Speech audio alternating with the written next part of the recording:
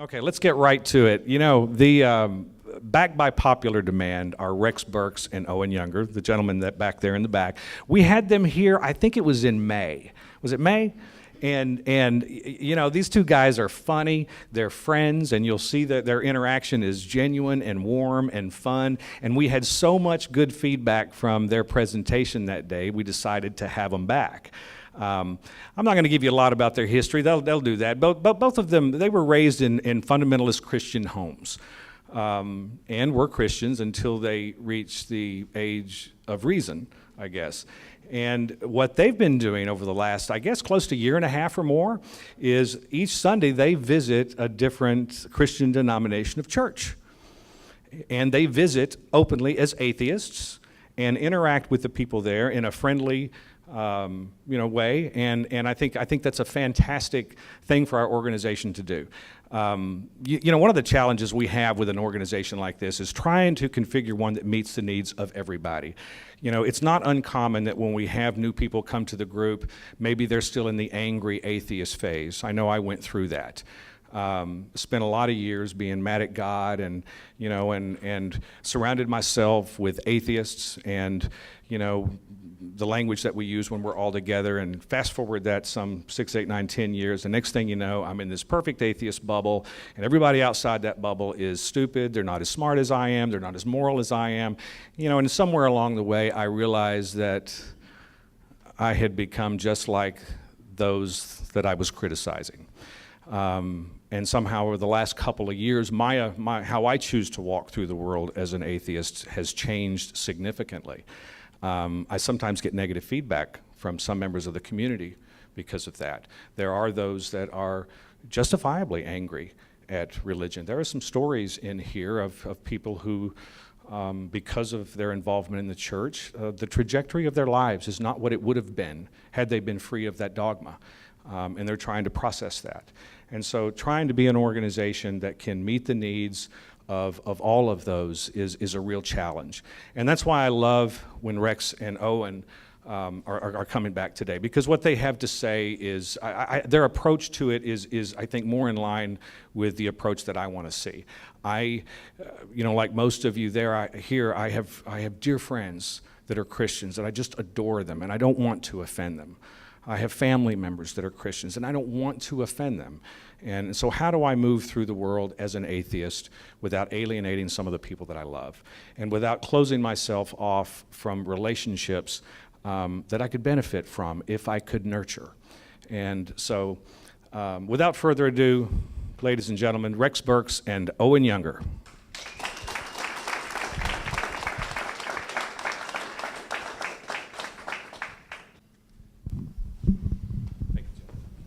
Well, good morning, everyone. Good morning. Take up your hymnals. No, just kidding. We're not going to do that. I'm pretty sure he was kidding about that. So one of the points I wanted to make right from the beginning, and I appreciate Al's comments, because I think the version of us that Al perceives is the version of us we want to be, and we aren't always, but we try to be. When we talk about answering the claims of Christianity, a lot of what we say would probably apply to any religious setting, probably applies to Islam, probably applies to other, Judaism, but that's not what we came from. So my examples and Owen's examples throughout are going to be about Christianity, but certainly this would apply probably to other religions as well. And when we say claims, we're not talking about answering the claim that Jesus was the risen Son of God. Because of course he was. Right. We're taking claims and breaking them, not enough coffee or too much coffee, breaking them into categories and framing them in a way that really kind of helps group ideas together to make them easier to understand. And all of this is based on nearly 2 years now of visiting different churches. Right. Okay, first things first, I'm not going to say who is who. One of us is Rex, and one of us is Owen. One of us is ridiculously tall. So we actually put this slide in all of our PowerPoints now, because people meet us as Rex and Owen, and they address us as Rex and Owen, and they don't remember which one is Rex and Owen. It started, I think, when I drew on the whiteboard at one of the churches. At the Methodist church. The Methodist church. I drew on the whiteboard the tall stick figure, and I put Rex, and the short, good-looking stick figure was Owen. That's right. By the way, I'm a pilot for a living, so I've also got aviator shades on. There you go. Okay, so last time we were here, our entire presentation was about our project visiting churches, and we're not going to repeat all that ground. But for those of you who weren't here, I want to just briefly talk about the project itself. So, as Al said, Owen and I both grew up in a single fundamentalist denomination. His was Church of Christ, mine was Herbert Armstrong, Worldwide Church of God. And so we realized when we got to talking years later that we didn't know a whole lot about the other denominations. And so we wanted to visit Baptist churches, Methodist churches, Lutheran churches, Episcopalian churches, Presbyterian churches, and we have. And so that was the genesis of the project. But we also wanted to not just sit in the pew and hear the service. You can sit home and watch YouTube for that. We wanted to go to the Sunday school classes specifically because they're interactive, specifically because we can talk with the believers and ask them what they believe and talk to them about different issues. And we made a couple of promises to ourselves at the beginning of this project. One is that we would always, always tell the truth. We are the good guys. We are the ones who, we believe have the truth. And so we're not going to go in there and pretend to be something we're not. But we also always wanted to look for a specific invitation. So we looked at the church's website and they say, everyone's welcome, so we're welcome. But that being said, we wanted to walk in and have the experience that anyone walking off the street would have. We didn't want some red carpet experience. We didn't want to, contact the minister ahead of time and say, we're atheists, we want to visit your church, and, have any kind of greeting like that. We wanted to have the experience that anyone walking off the street would have, and it's been truly fascinating. Fascinating. So we can break Christian beliefs, and I think we could break any belief, any religious set of beliefs down into 5 things. But from the Christian perspective that Rex and I sort of came out of, you can really say 5 things. The first thing is that there is some supernatural edifice, that there are spirits and angels and demons, and there's a God and there's a devil, and there are miracles, and that the supernatural things that we postulate in our faith are real. They're not imaginary. They're actual things that are out there. Second thing we can say is, at least from a Christian perspective, my religious book is divine. By and large, Christians don't know where it came from. They just know that it's the literal. It's a magic book. It's right. It's the literal revealed word of God.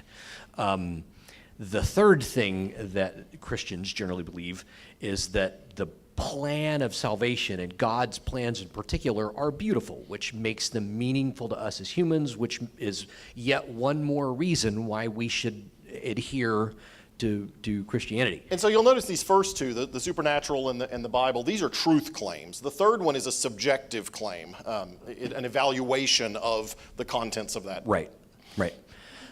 And so would be the fourth one, the proposition that Christianity generally is good for humanity. You hear this argued a lot. So you're an atheist. So what? They're not hurting anybody. As it happens, we have a different perspective. We'll talk about that later. We hear this from atheists, actually. We actually hear this from atheists sometimes.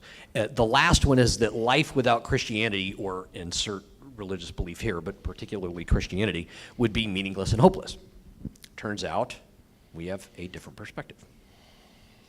So in terms of the summary of our counterpoints to these arguments, and this is a slide from our last presentation, and it's the last one you'll see that's a repeat for those of you who weren't here.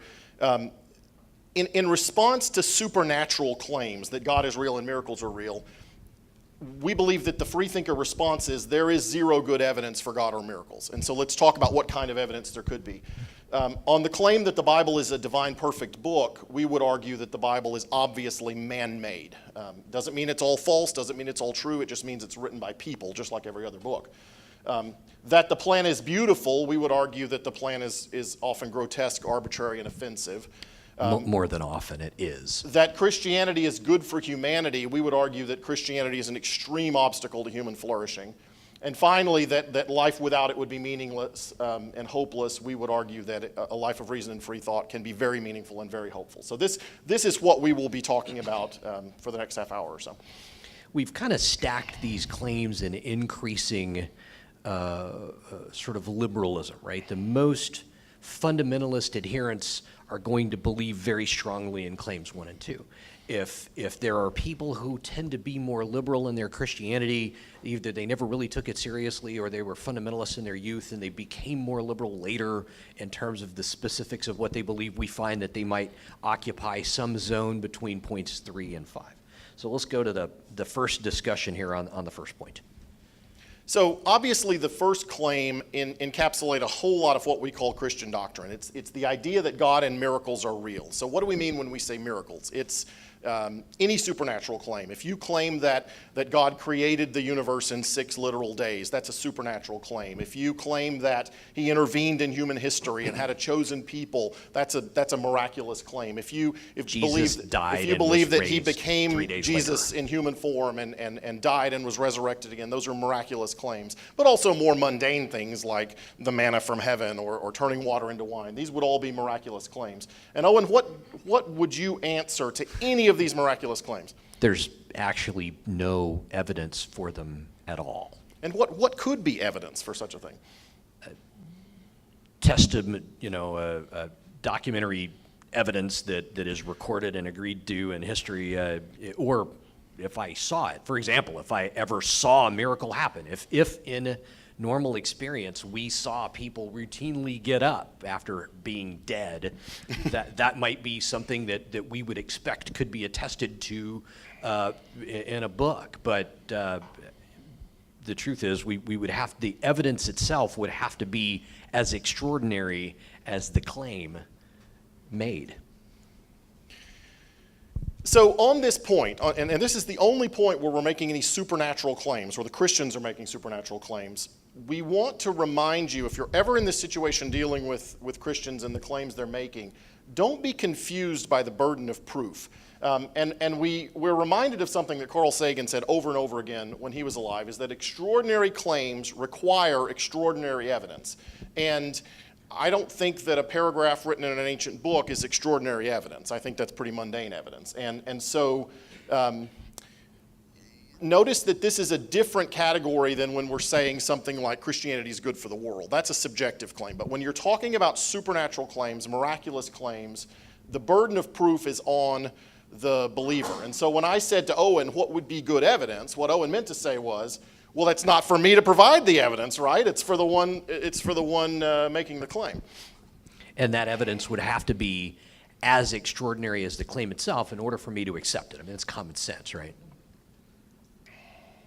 So some of you, in fact, tell me by show of hands, are any of you familiar with Josh McDowell or Lee Strobel or this type of literature? Okay, good. So this is a Christian apologetics literature. And they have lots of students, but these are probably the two that people know the best. And one of the things that we find when talking to believers about the lack of evidence for supernatural claims is that they will point to these books on the shelf. And really that's enough. It's this idea that the smart people have figured it out. I don't even have to read the book. I just have to have it sitting on the shelf knowing that the smart people have figured it out, and that's enough. And I think that's the role that this Christian apologetics plays. But there's a real sleight of hand if you actually read these books, which I have. The sleight of hand is that the evidence they're providing is for mundane claims. It's not for supernatural claims. They'll provide evidence for the mundane claims and say, so see, the Bible's reliable, and therefore when the Bible says that this miracle happened, you can believe it. Right? There really was an ancient civilization that lived in Palestine. Peace out, atheists. Take that. Right. The Bible's real. So on the next slide, I want to explore a little bit what we mean by mundane claims versus supernatural claims, because these are the kinds of claims that Strobel and McDowell and all of their ilk will be defending. The idea that Jesus existed, okay? I don't know if Jesus existed. I'm persuaded he probably did, but we don't have a lot of good evidence. But they will hammer documentary evidence that the followers of Jesus existed and that they believed he existed. Okay. Fine, that's a mundane claim. The idea that there was a wandering teacher in Palestine in the first century doesn't require a miracle, right? In fact, we know there were a lot of them, and if one of them was named Jesus, so be it. Again, a second sort of mundane claim would be that the Romans would crucify such a troublemaker in first century Palestine. Wasn't terribly unusual to be crucified. Right. The by one the thing we Romans. know from history is that the Romans crucified an awful lot of people. It was a sort of a hobby with them. And then third is the idea that there was a tomb, or that Jesus had these moral teachings, or that he had followers. All of these are mundane claims. Notice what's not here. There's no supernatural claim here. And if you read the apologists, this is the sort of information that they're defending, right? They're defending these mundane claims. But then they make this leap to these supernatural The claims. presumption that just because there may have been a dude named Jesus walking around in first century Palestine, he is necessarily therefore the Son of God. The presumption that just because he was crucified, he was born of a virgin and was a deity in the flesh. And this is why I say it's a sleight of hand, right? Right. Because they're defending the book by providing contextual evidence for these mundane claims, and then using that to take the leap of believe the supernatural claims. And they do it frequently in an insidious way that transfers the burden of proof back on to the skeptic. It's disappointing to see that, but we see the tactic, and it comes up a lot. So claim 2, if you don't buy the supernatural stuff, you could conceivably be a Christian and say, Genesis was metaphorical. It isn't intended to be literal. You could look at the Jesus story and say, the resurrection, maybe you didn't physically get resurrected. You don't need bodies in heaven, so maybe that was kind of a spiritual thing, and that's really sort of referring to something spiritual. Maybe you could minimize the importance of the supernatural elements of the story. But you could still be a Christian by pointing to the Bible and saying, the Bible is a divine, perfect book. That it's a purely moral, it's a wonderful book, it tells us everything we need to know about how to be good human beings. And the humanist reply to that, Rex, would be? Well, obviously it's man-made, but I would say that the thing that I've heard again and again from the believers, if you press them for evidence as to point 1, what is the evidence of the supernatural claims? Backed into a corner, what they'll cite is that the Bible is the evidence. The Bible says so. That's the evidence that we have. So now we move to evaluating the Bible. Does it make sense to consider the Bible good evidence? If the Bible was, in fact, a magic book, if it had fallen from heaven, from the creator of the universe, then obviously, yes, we should read it differently than we read every other book. But if you actually look at the authorship and construction and timeline related to the Bible, it is clearly man-made. It's clearly not a magic book. It's very much a product of its time and the people who wrote it. So what would we expect? Let's imagine, let's suspend our disbelief just for a minute for the sake of the discussion, say, what would we expect to find in a book that was literally given to humans by the author of the entire universe? Would we expect that it really would in fact represent the paragon of morality? Probably. We would expect that or at least be good literature. Or at least be good literature. Would we expect that the moral lessons we learn from it are transcendent and not apparently bound up in time? Yes, we would expect that. Would we expect that and I'm going to use a legal term here, the chain of custody, would we expect an extreme clarity on precisely how that book was transmitted to us? Again, yes. In other words, if we asked ourselves objective questions about what we might expect, if in fact this artifact were divine, what would we find? Then if we look at the Bible, does it meet any of those tests? Does it meet any of those tests? And it turns out, no. The Bible is profoundly similar to many other ancient texts. It reflects its time, it reflects its culture, it reflects those things mythically and morally. In fact, we do not see any substantial difference in the kinds of things the Bible says than anything else that we might find that was written in that era. And believe me, there are hundreds of other works of literature out there that are from that same. In fact, it's not even particularly unique in terms of early Christian writings. Right. I mean, even if you just limit it to early Christian writings, the books that made it into the Bible are not particularly unique. And there's a whole lot of stuff that didn't make it into the Bible. We'll talk about that. So first we would look at the authorship, right? You would expect that if God were directing this process, we would at least know who wrote these books. And in fact, we don't. And this is something scholars have known for a long time. The four Gospels, for instance, everybody knows Matthew, Mark, Luke, and John. In fact, the books are completely anonymous. They were written much later by people who never knew Jesus in a language Jesus never spoke. We do not know who wrote these books. We do know that in the 2nd and 3rd century, the church scrambled to ascribe names to them so that we could have authority for them, and that's where we get the names Matthew, Mark, Luke, and John, as they tried to find companions of Jesus and followers of Jesus who would fit that mold, but in fact, they're completely anonymous. In point of fact, of the 27 so-called books in the New Testament, we actually only know the author of 7 of them. We don't actually know anything about that particular person. The Apostle Paul McCartney. The Apostle Paul. Paul. I mean, just the Apostle Paul, not Paul. But through Let it be. and what I'm saying, by the way, has been completely uncontroversial in circles of biblical scholarship in the English and German-speaking world for more than 200 years. There's nothing controversial about that. Doesn't matter where you go, Bible scholars are going to say, yeah, that's actually true. We know that of the 13 letters from Paul, fully half of them are forgeries. They're outright forgeries. Only 7 of them were written by Paul, and we know that through analyzing word choice and syntax and grammar and vocabulary. We see the similarities between those letters. But it's fascinating that, in fact, the 4 gospel accounts that we have are all anonymous. None of them claim to be first-hand accounts, and apologists are going to tell you they are, but they're lying. They have no justification for that. And finally, the things that were not included in the Bible show even more diversity. And I said this the last time we were here. I encourage everybody to go read Lost Christianities by Bart Ehrman. What a fascinating book. But wait, there's more. So the New Testament books obviously were written decades after the events narrated and show a clear evolution of the myth over time. And I'll just give you a couple of examples of this. So if Paul was the first one writing, and you read the 7 undisputed letters of Paul, what's most astonishing is what he never says. He never mentions Jesus having a physical ministry. He never mentions Jesus working a single miracle. He never mentions a virgin birth. He never mentions a bodily resurrection. It's always in some sort of spiritual sense.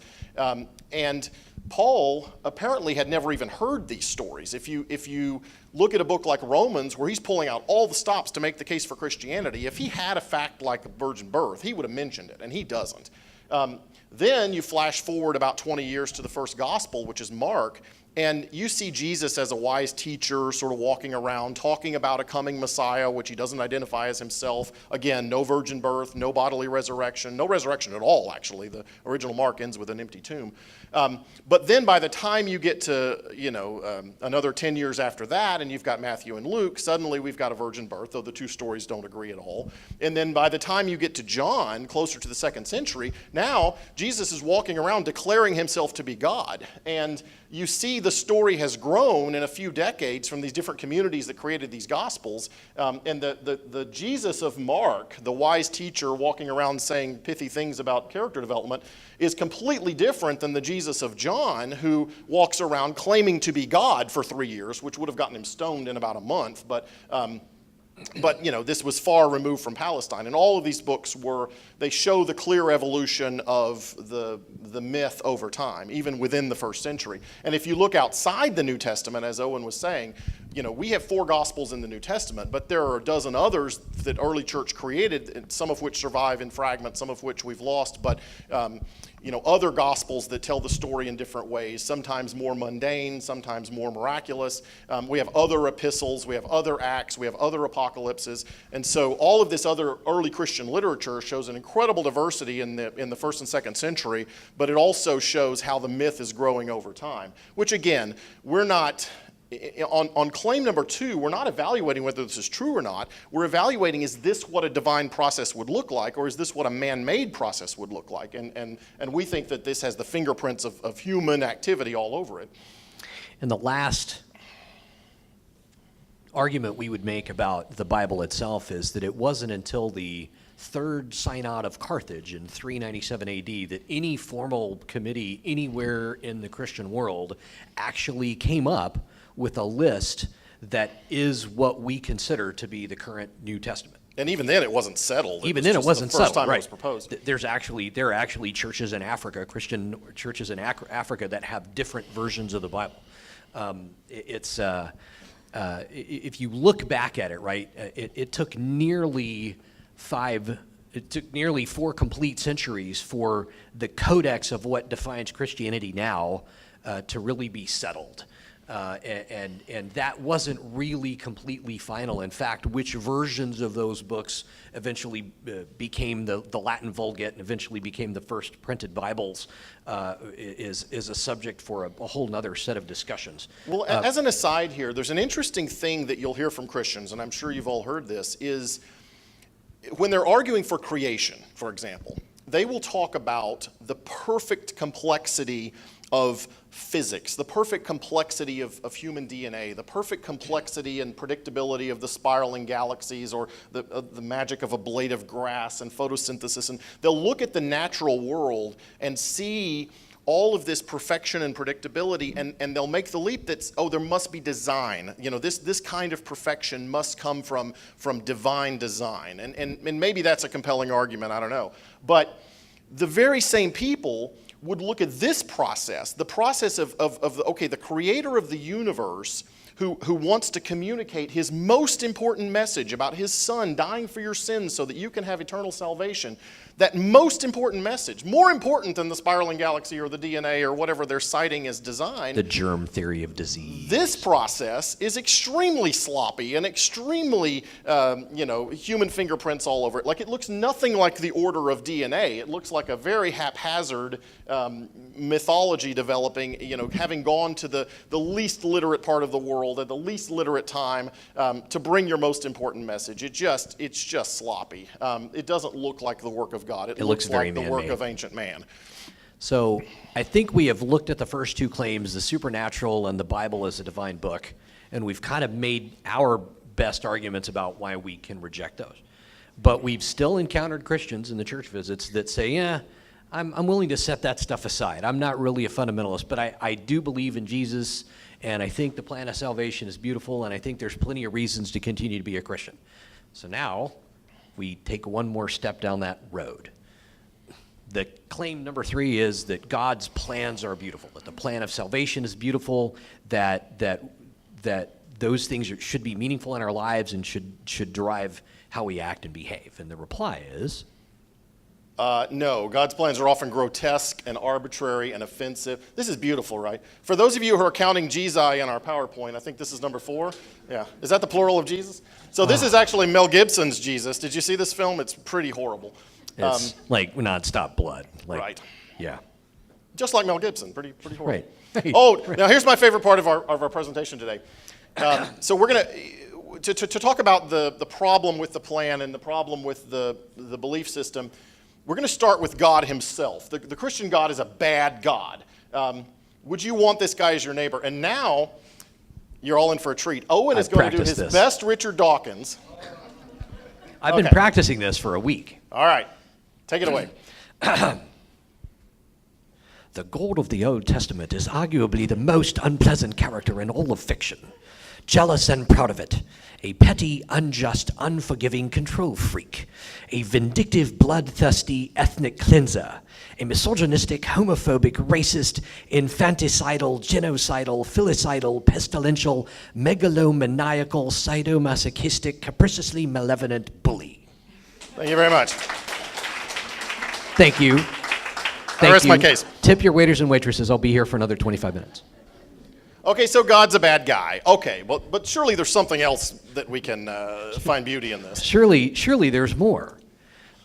Well, so at least he's got a good plan, right? Of course. Of course. The whole human sacrifice, substitutional punishment thing. Wait a minute. If you're counting Jesus, I think that's number 5. Why did the author of the universe need to have a human sacrifice in order to forgive us? Well, why did he make us flawed in the first place, right? Right.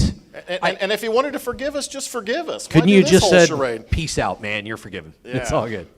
So I can think of that, but that's not actually what we find. How many of you think that it would be cool if you had children and one of your children got caught with a hand in a cookie jar and pulled the hand away and accidentally broke the cookie jar, and so you're going to punish your kid, how many of you would be willing to ground the other kid Yes. in order to make that okay? Mm-hmm. No. I'm going to go with no on that. So why is it a good plan to substitute somebody else in really a very gruesome human sacrifice way in order to decide that it's cool to forgive? Well, and Christians tell us when they look at this picture, they see the most beautiful moment in all of history. And they're not kidding. Like, they really mean it. The most perfect moment of sacrifice and love, the expression of love, and I just see a guy nailed to a cross. For God so loved the world. I don't think anyone would believe this is beautiful, but for the fact that we were all taught it as children, that this was something that was indoctrinated into us. If you'd never heard this story, but so it turns out Christianity was really pretty effective in evangelizing, particularly in places where you were going to have to believe or suffer consequences. But if in a modern context somebody came to you, you've never heard this story, and somebody came to you and said, "Hey, this is great," would you? I mean, seriously, this is the Loftus outsider test for faith. Would you really think this was a good plan? And the answer is no. Clearly, it's not. Well, okay, maybe it's a bad plan, but at least it's working, right, Owen? Well, is it? Okay. It turns out we've got a pie chart. Okay. So, first of all, this is all of us in a few years, okay? This is the FOF. Roasting in the hell. Board, the FOF board is right in here in the cauldron. At least there's a fair amount of nudity in hell. And for people of color, at least we're all Caucasians in hell. Right. So that's Right. something. So there's No, but on the question of has this beautiful plan even worked? Well, let's look at the world. Now we've had 2,000 years to spread this message, right? 2,000 years, and we're at about 30% and dropping, right? So clearly the message isn't getting out. what 1/3 of the world presumably is going to avoid this. But the other 2/3 of us were screwed. Well, and fully half of these Christians believe the other half aren't real Christians. So, and by the way, like the Christianity 34% right there actually includes Mormons, and everybody knows those people aren't real Christians. No, of course not. Well, that was actually pretty funny. Okay, so not only is it a bad plan, it really isn't working. So what else can we say about the morality that we see in the Bible? What can we say about... It's beautiful. It is? Apparently. So we have slavery, we have the treatment of women as property, we have the murder of children, which, by the way, is what filicidal meant when Dawkins was speaking earlier. We have genocide. And actually, God really likes killing children. I really you can wonder... find a lot of instances of that. I really wonder if the Amalekites find the Bible's version of morality to be acceptable. I don't know. The chosen people, like, seriously, imagine you have children. Like, do you ever tell one of your kids, "You're my favorite"? I don't have kids. I don't know, but I can't imagine. I don't know. Maybe you do. I don't know. Sickness is punishment, but there's more. Like, I'm not just going to make you sick. I'm going to make your kids sick. I'm going to make your family sick, and it's going to follow you for generations. That's actually in the Bible. Like, it's family values. Under the fourth generation. Human sacrifice, the Ten Commandments with a question mark, like, they're really pretty It's the most perfect law ever Right, given. the most perfect law ever. Right. Don't covet your neighbor's wife. Well, because that's his property. Don't covet the house or the wife or the ox or Right. anything that's your neighbor. Right. So the wife fits right there between the house and the ox in terms of priority. Yeah, that's true. True. Yeah. That's a good point. Capricious and extreme punishments. Stone your children for talking back to you. Right. Yeah. I'm going to pass on the whole biblical morality thing. Right. Your mileage may vary. So now we've talked about claims 1 through 3. You can be a Christian because you think all the supernatural stuff and that the Bible is divine. You could be a Christian and set those things aside and be a Christian because you think the plan is a great plan and you're going to sign up for it. It's beautiful. It's the greatest story ever told. There's even a movie about it. Or maybe you're not really persuaded by any of those things, but you're stuck on point 4 because you think Christianity is good for the world. So this actually relates to our church visits, because when we visit the more left-leaning churches, the Episcopalians and the Presbyterians and about half the Methodists, they will tell us yeah, I kind of think the Bible's man-made and those miracles are probably just myth, and yeah, there are problems with the story, and maybe God's a bad guy, but at least it's good for the world, right? The world needs this. So we keep playing church because the world needs this. Besides, it's not hurting anybody, is it? It's good for the world. It's good for the world. So before we actually address this, everybody thinks that the bad stuff is bad, right? I'm not going to stand up here and tell you that Christianity is awful because Catholic priests rape kids. The priests raping the kids, the Inquisition, the witch trials, the Westboro picketing veterans' funerals, airplanes flying into buildings. Everybody thinks this is bad. So that's not what we're talking about. We're not talking about the bad stuff. I'm not going to ask any Christian person in a church to defend any of that stuff. That's not fair. Seriously. None of them would agree with it either. The point that we want to make is that the safest, nicest, coolest, gentlest version of Christianity you Your can grandma's find, church. with the little old lady sitting in a country church somewhere who's never heard a fly and loves people and really genuinely cares about the world, believes things that are still hurting humanity. Killing us, actually. And so we're These gonna, people, look how happy they are, right? What could possibly be wrong with that? we're They look gonna- happier than you do, right now. Right. And more engaged in their presentation than... Yes. They are washed in the blood. Right. They're washed in something. So we're going to kind of run through these. Christianity distorts scientific advancement. It distorts the education of our children. It distorts understanding by the general public of important subjects that bear on decisions we make in public policy. And Christianity has done that for 2,000 years.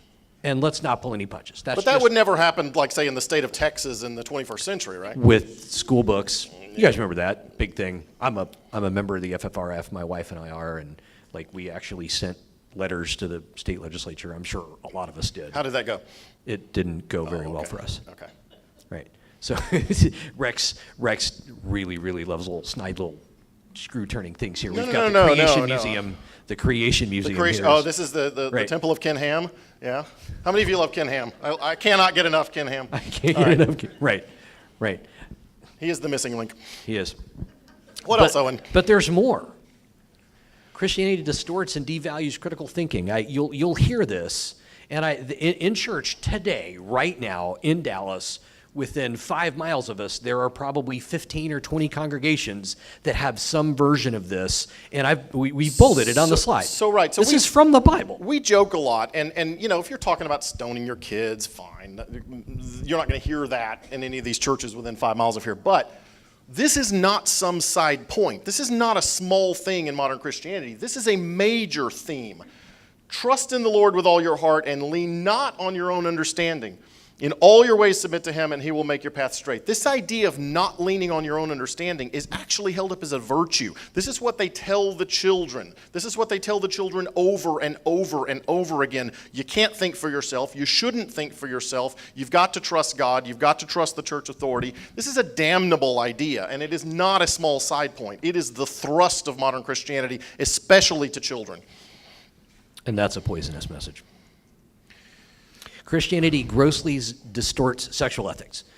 For 20 centuries, we have walked around as Western civilization under the profound influence of Christianity and Judaism, have walked around condemning people who have sexual preferences that differ from the majority of the population. But mostly the women, right? Right.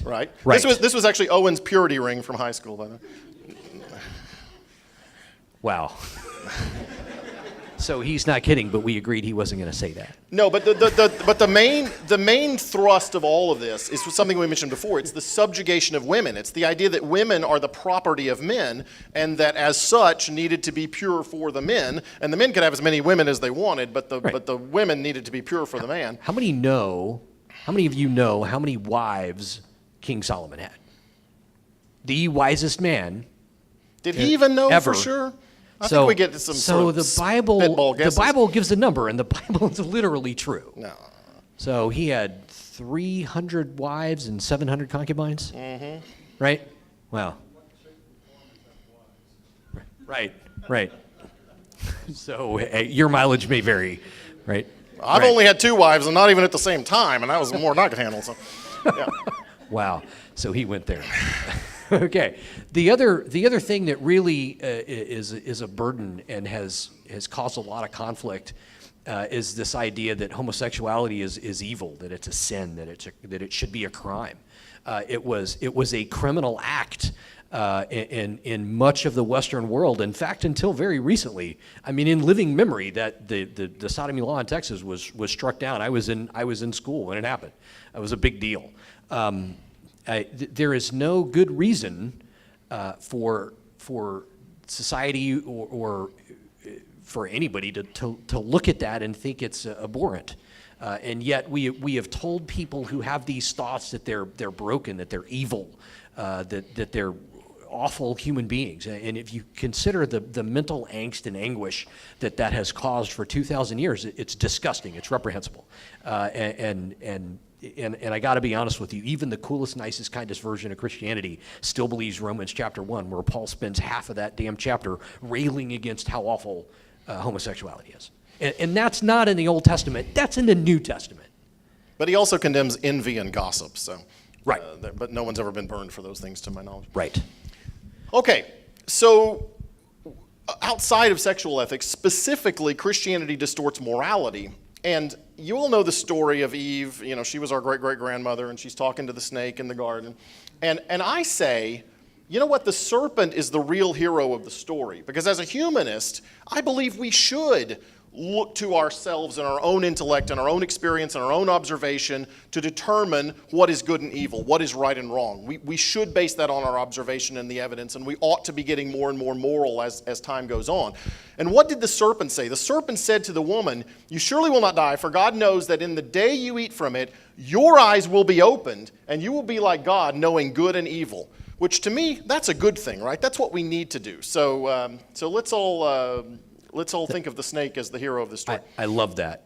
The serpent was the hero of the story. Your eyes will be opened, knowing good and evil. Be your own moral agent. Think for yourself. And Christians tell us that those sentences are the root of all sin in the world. Well, and if you consider the good and evil assessments of the God of the Bible, I think we can do a better job. I think a 4-year-old could do a better job. Right. So Christianity devalues this life. The suffering that you feel now, the challenges in the world, none of those things are important. The important thing is the reward you get in heaven. The things that are happening in the world, the tribulations that are happening in your life, those are things that God is putting in your path to help prepare you for your ultimate salvation. Don't worry, give no thought to the future, says Apostle Paul. Your reward comes later. Christianity devalues this life. Here's the problem. There is no life to follow. That's a myth, and it's our responsibility. C.1. Right. It's our responsibility to do the very best we can, and not just with our lives, but with everybody else's. I think this also relates to public policy. You know, there are a lot of sort of firebrand atheists who are, try to get God we trust off the money and under God out of the pledge and Christian invocations out of Congress. And those are probably all good things to do. But the problem is, if you could wave your magic wand and get rid of all of those things, you still have half the population with their elected representatives who believe this. And so even with no public expression of religion or Christianity or God, the problem is in the belief. The problem is that they still don't value this life as much. They don't value justice now. They don't value social progress now as much as they would if they saw this as the only life. And there's the insidious enemy, even if you can wipe away all of the expressions of it. Christianity distorts our view of justice. It's a similar theme to the prior slide, that the things that are wrong in the world now are things that we don't really have to work to correct. A Redeemer is coming to fix those things. Jesus will come and set things right. There will be a kingdom that comes to earth, and that kingdom will make all things just. There will be ultimate justice in the end. Right. And if that's not true, how much more motivated should we be to make sure that we can achieve justice in this world? And when I say justice, and you think maybe in a criminal context or someone falsely imprisoned, and those things are important too, but I would say it's a justice issue that there are millions of children in the world right now with nothing to eat. That's a justice issue. And if your idea is that Jesus is going to come dry those tears, and he isn't coming, then it's our job to feed those children. And that's why I think Christianity creates an apathy, even if it's subconscious, the idea that the solution is going to come from without. Christianity makes a virtue of faith, and I would say that religion does this, but again, our focus here is Christianity. This is our background. And we go to the Bible verse. Hebrews 11 says that faith is the substance of things hoped for, the evidence of things not seen. That's from the King James Version, which was translated from the Latin Vulgate. So think of our point one that we made today, the first claim that the supernatural is real, that God is real, that miracles are real. This whole idea of faith, the concept of faith, to believe it without evidence, which is the definition that Christians will give you, is to basically say we don't have to answer claim one. We don't have to answer for the lack of evidence because our faith is the evidence, which of course is not a virtue. It wouldn't be a virtue in any other context. It wouldn't be a virtue to say I don't have any evidence for what I'm telling you, but I believe it, and so you should respect that. That's what faith asks you to do, but that's a problem. Imagine a politician standing in front of you and asking you to send him or her to Congress, and one of the reasons that politician gives is, I'm a person of strong faith. I believe things without evidence. I believe things without that's a evidence. virtue. So let's substitute Christianity for, I believe Elvis is still alive, and I'm a person of strong faith, and you should send me to Congress. That guy would never be elected. Elvis is still alive. Or gal. Oh. Now you're fighting. Rex, we talked about this. We don't ixnay on the Elvis lay. Okay. So Elvis is in heaven with Jesus. Right.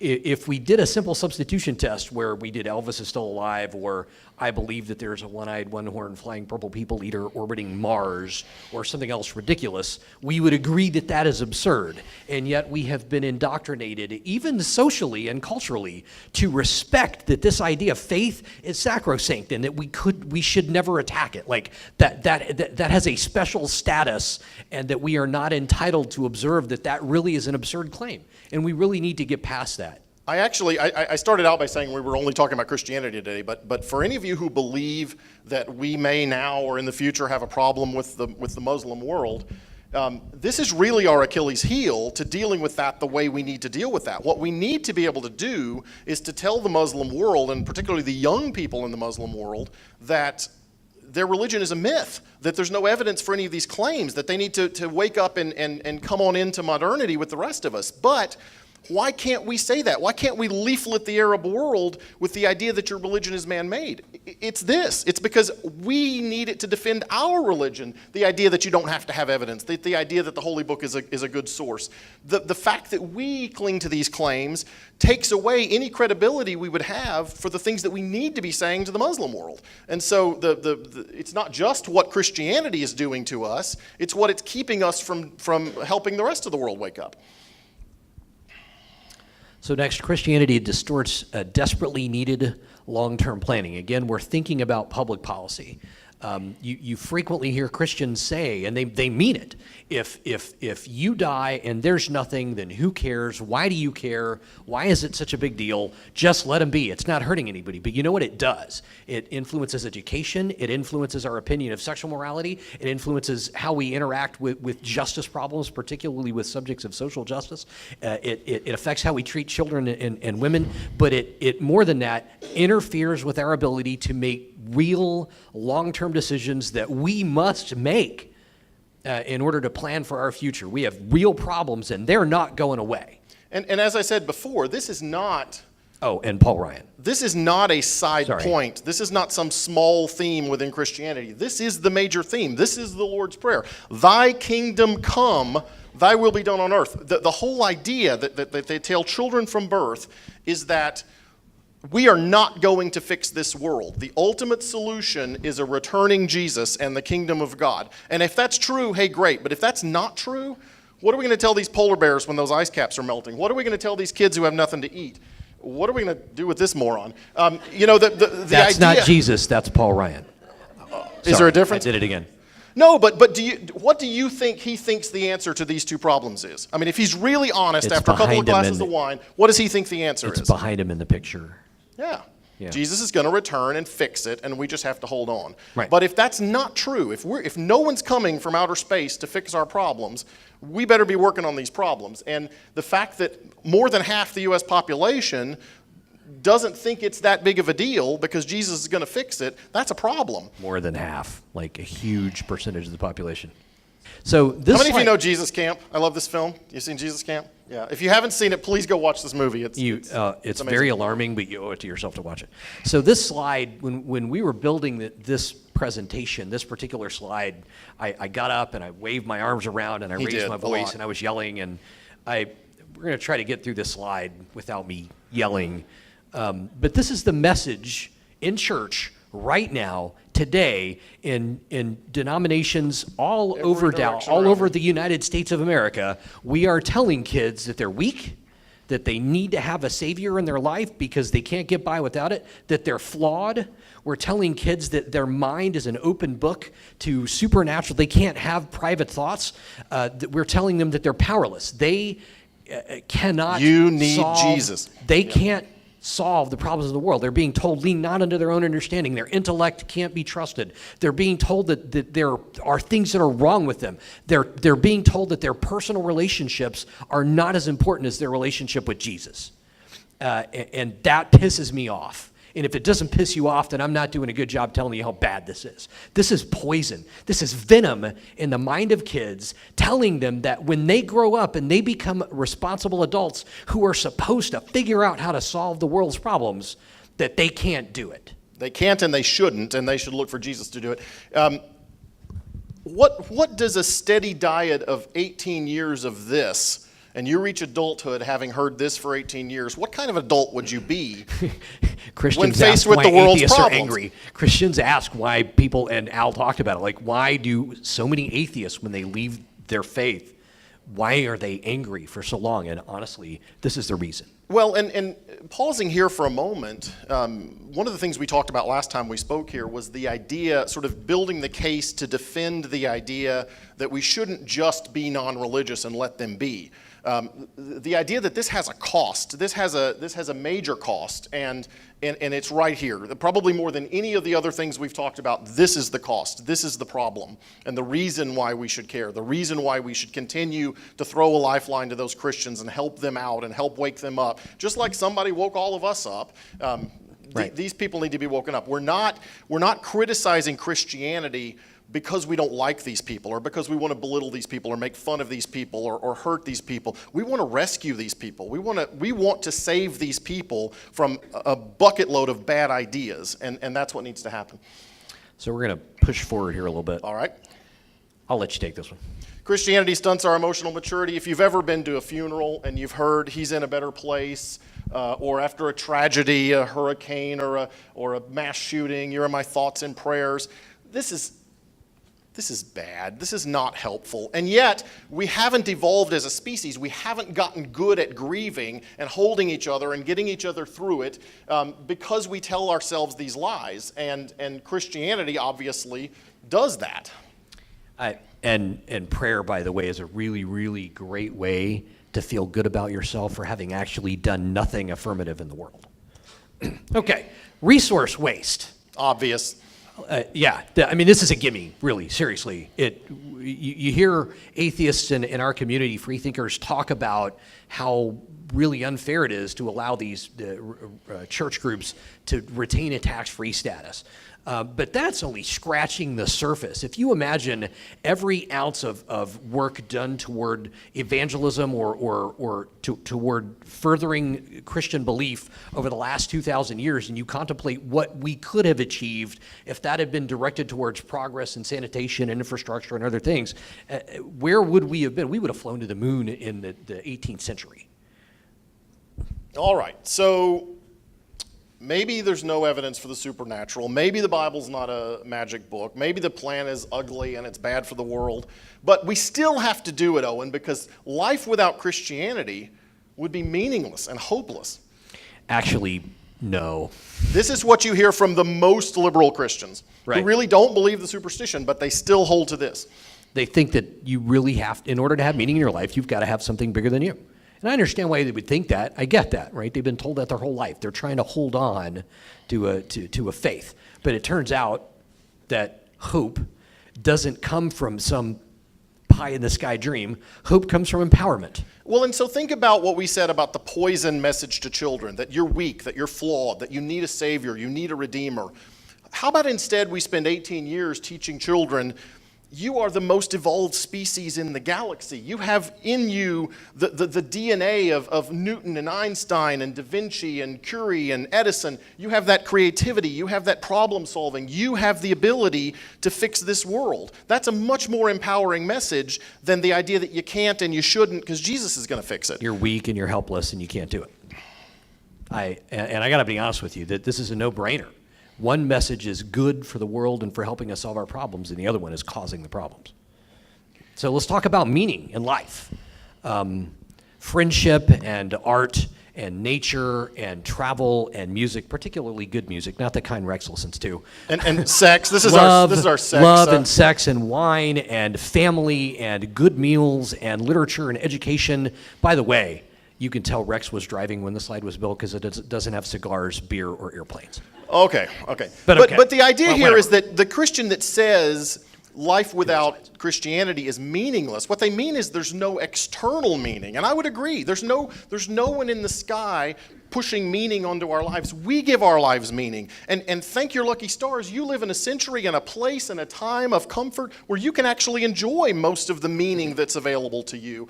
And so we create our own paradise. We create our own meaning. But more than that, we have to. We can create a paradise on earth. And I would argue that we must. We talked about this idea that the Christians believe that Jesus is going to come solve our problems, that there is a Redeemer, that there is a Savior who's going to come down in the sky and fight the battles of Israel. Thy kingdom come. End of time, and we're going to have the reign of Jesus on earth, and that's going to solve our problems. But you know what? That's a fairy tale. That's not real. There are problems in the world. We must solve them. I would argue that this is the moral imperative of humanity, that we created most of the problems we have. We're going to have to solve them.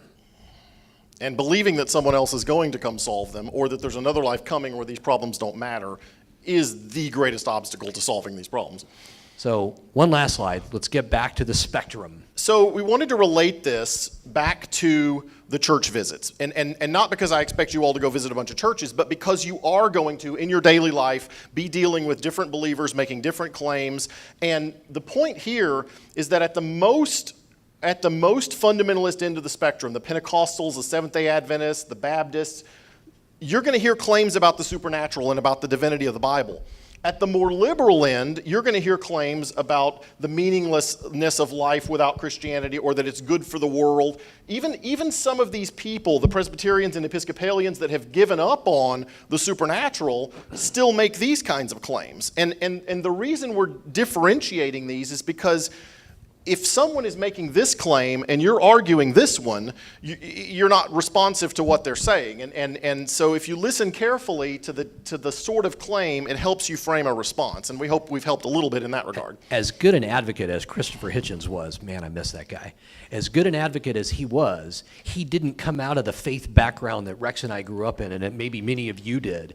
And so that he had a blind spot, and he would talk about believing in the talking snake. And you know what? He lost 2/3 of the people who were listening to him because none of them believed it either, and they're still Christians, right? You have, in order to be effective in your advocacy, you don't have to go out and advocate for free thought, though we spent some time talking in our last presentation about why we think you should.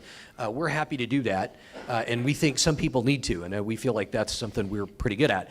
But in order to be effective in that advocacy, you need to understand who your audience is, who you're talking to, and where they are on the spectrum, so that you can convey the right message and try to plant the seed. You never know when you plant that seed. If you plant the right seed in the right way, you never know if that will germinate. There's actually a person in the room here that was one of the very first atheists I ever met in my life. And he came to here that was 25 years ago, and he came here to hear me give this talk today. It wasn't me. Wasn't Rex. No. So here is our spectrum. Thank you all for your attention. We've run over on time. We really appreciate your attention.